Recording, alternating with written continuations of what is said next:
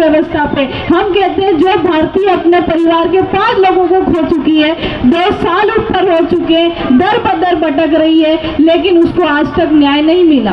परिवार में अकेली बची, अकेली खड़ी लड़ रही है। इतने भारतवर्ष में हमारे साथ, हम तीनों बहनों के साथ खड़ा रहने कोई नहीं आया, लेकिन भारती काजदे जो परिवार के 5 सदस्यों को खो चुकी थी, वो हमारे साथ 7 तारीख से है। ट्रेन का रिजर्वेशन नहीं हुआ तो जनरल डब्बे में बैठ के आई, बोलती है दीदी आप महिलाओं के लिए लड़ रहे हैं, मुझे आपके साथ आना है। मैं गर्व करती हूँ ऐसी महिलाओं पे और सोचती हूँ एक महिला होने के नाते कि देश में ऐसी महिलाएं हर राज्य के हर जिले में हो, ताकि एक महिला हजारों महिलाओं का नेतृत्व कर सके। हमारे लोग चुप रहते हैं, इंतजार करते हैं कि कब हमारे साथ हिंसा हो। पता चलता है बगल में हो रही है, हम चुप बैठे हैं। पता चलता है अरे वो तो गुर्जरों की हुई, हमारे क्या करना। कई बार सोचते हैं अरे वो तो आदिवासियों की हुई, हमारे क्या करना। महिला के साथ अगर हिंसा हो रही है तो क्यों इसकी जात धर्म देख रहे हो।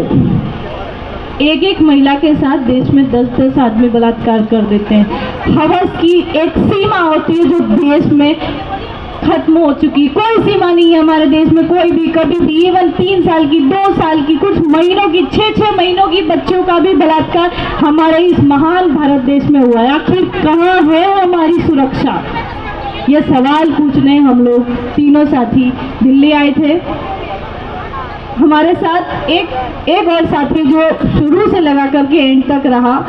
सब हम 3 महिला थी, लेकिन एक ही पुरुष साथी जिसको मैं छोटा भाई कह सकती हूँ हमारे बीच में विपिन है, जो अपनी पढ़ाई छोड़ के हमारे साथ चला। बाकी किसी ने हमारे साथ चलने की हिम्मत नहीं की, लेकिन इस पूरे रास्ते में अनगिनत लोगों ने हमें सपोर्ट किया। मैं इस मंच से उन तमाम लोगों को,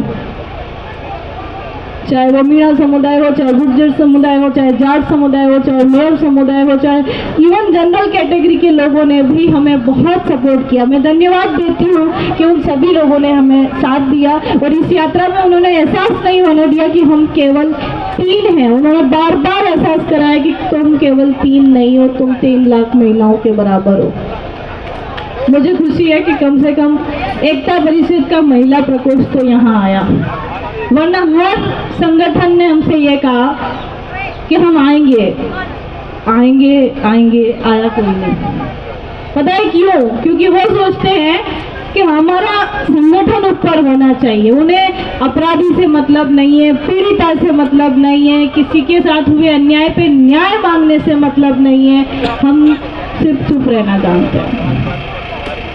इससे पहले कि मैं भावनात्मक हो जाऊं, अपने शब्दों को विराम दूंगी, लेकिन उससे पहले एक ही नारा दूंगी, महिलाओं के साथ अत्याचार बंद करो, महिलाओं के साथ अत्याचार बंद करो, बलात्कारियों को फांसी दो, बलात्कारियों को फांसी दो, जातीय हिंसा बंद करो, जातीय हिंसा बंद करो, धार्मिक हिंसा बंद करो। एक और बात रह गई। जब राष्ट्रपति जी बन रही थी तो सभी ने कहा कि वो एक स्टाम्प पेपर होगी, तो मैंने कहा था चलो ठीक है, पर हमारी आदिवासी महिला तो बन रही है।